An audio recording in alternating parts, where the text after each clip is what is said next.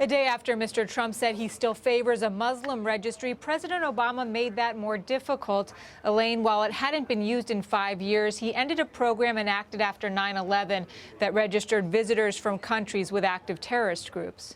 Well, Julianna, back on Mr. Trump's tweet on nuclear capabilities, what do you make of the timing of this, coming just hours after Russian President Vladimir Putin pledged to enhance his country's nuclear forces, and one day after Mr. Trump met with Pentagon officials involved with defense acquisition programs?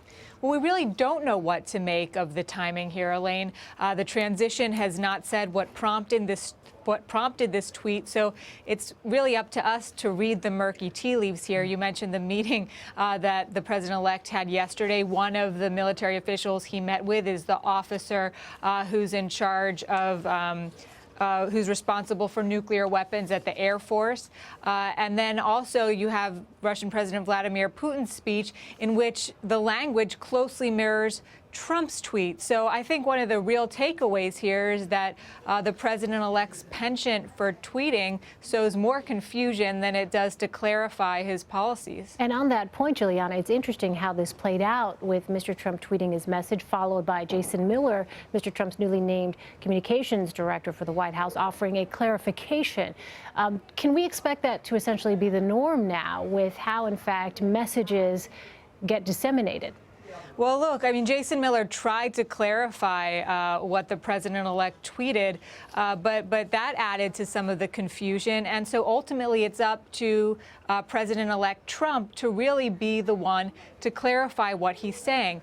Look, in any White House, no matter who is the president, ultimately, they are the top messenger. They're their own best spokesperson.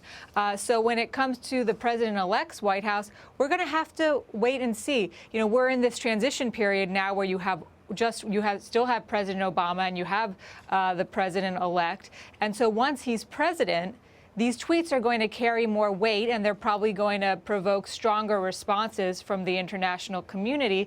And so to some extent, that might end up dictating what the messaging is going to be. There's probably going to be a learning curve, and the messaging strategy that we're seeing now from the president-elect's team might not necessarily be what we're going to see once he's in the White House. But again, this president has shown no indication that he's going to be tamping down his tweets. It'll be fascinating to watch how it all plays out. Julianna Goldman for us. Julianna, thank you.